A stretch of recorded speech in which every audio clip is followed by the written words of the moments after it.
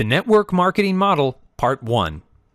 In the network marketing model, a company's first job is to attract and acquire network marketers. Now, these are different than employees. These network marketers will, in fact, be owning their own business through the network marketing company, giving them much more control over their income and their business. The company will equip marketers with some basic tools such as brochures, flyers, DVDs, and usually a website where consumers can buy directly from the marketers. This gives consumers a direct line of access to the company so that any returns, refunds, or exchanges can be processed more quickly, which leads to a better consumer experience. And there are no media corporations to pay in this model. So remember, I told you in the traditional marketing model that most of the money goes to paying the media corporations. And large companies spend millions of dollars every single year paying these media corporations to get the word out about their products. Instead, the network marketers are going to get the word out, and that means that the marketers and the company will enjoy greater profits with no media corporations to pay whatsoever. Network marketers will develop a consumer base. That is, they'll find people who are interested in their product or service and will benefit from the product and service. They then move on to developing a network of fellow marketers, and these fellow marketers will go on to establish their own consumer bases. People end up replacing print ads and TV spots. Pay is commission-based, based on your own efforts and how much you and your team produce. And in general, this model is going to leverage what we call social capital in a powerful way. Now, if you're not familiar with social capital, let me explain that now.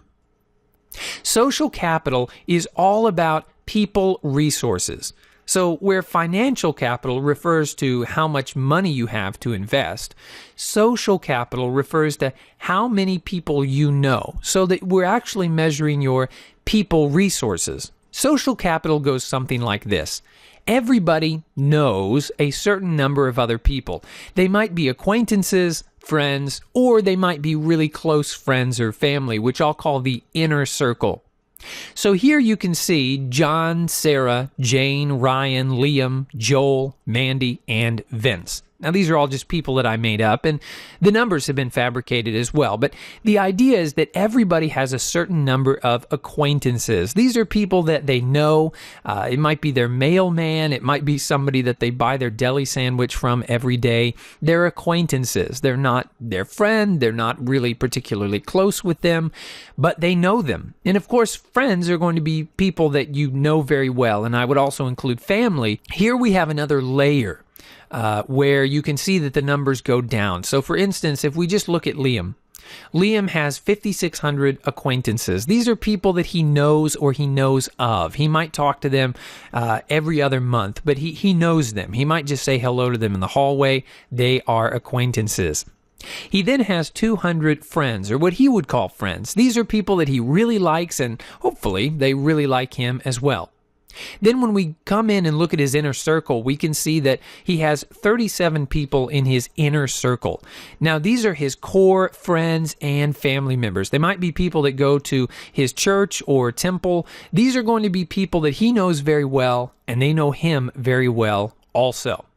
Social capital is all about people resources. Let's look at John for just a moment. John has 1,000 acquaintances, 127 friends, and 26 people in his inner circle.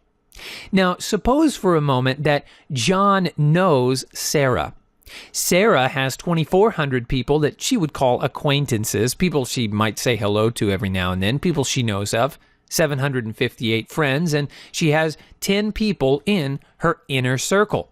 Now, John has perhaps no connection to those 10 people in Sarah's inner circle, but John does have an advantage here, speaking in terms of social capital, because he knows Sarah.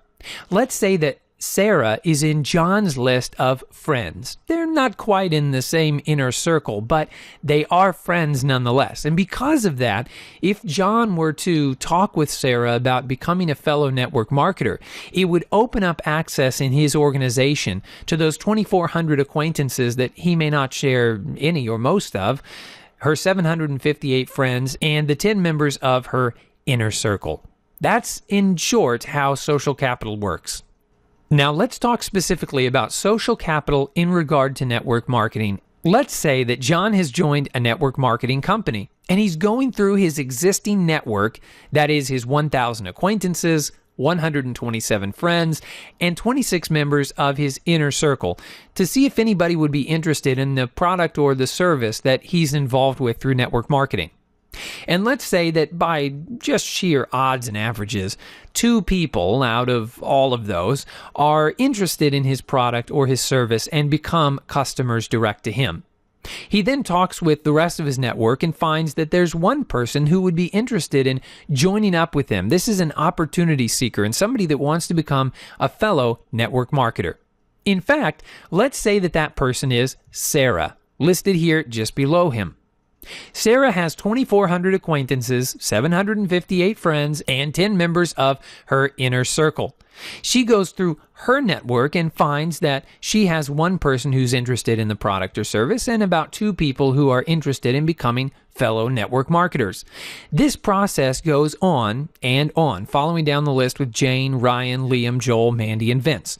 What you are in essence doing is bringing together 2 or 3 or 4 or 5 completely separate social networks, because everybody that Sarah knows, John doesn't know. And everybody that Jane knows, Sarah and John don't know. There may be some overlap here. There certainly will be some overlap in most cases. But the point is that these people possess social capital that the others do not possess. They know certain people and they have credibility with certain people that the others do not. And so utilizing social capital in network marketing really means going through your list and finding people who are interested in either your product or your service, or finding people who are opportunity seekers and would like to get started with network marketing themselves. You're leveraging the power of these pre-existing social networks. It's all about leverage, and that's the thought that I want to leave you with here as we close out this module. What you're doing is leveraging social capital here, because it would be really hard for you to go out and meet 10,000 new people. As a matter of fact, that would take a lot of time. It wouldn't be very efficient at all for you to go out and meet 10,000 new people. And that would put them in your sphere of acquaintances. But if you wanted to move even 100 of those 10,000 people into your circle of friends, if you found 100 of those people to be people that you liked and they liked you too, that would take quite a bit of time. Now, I'm not saying that the effort isn't worth it to go out there and meet new people and make new friends. It certainly is. But in terms of business, it's just not an efficient model to be cold calling people and developing these relationships with them. It takes time and financial resources as well. And so using social capital, one can begin to develop a network of people very rapidly because you're working with pre-existing social networks. So it's all about leverage. And we'll go a little bit deeper into this in part 2.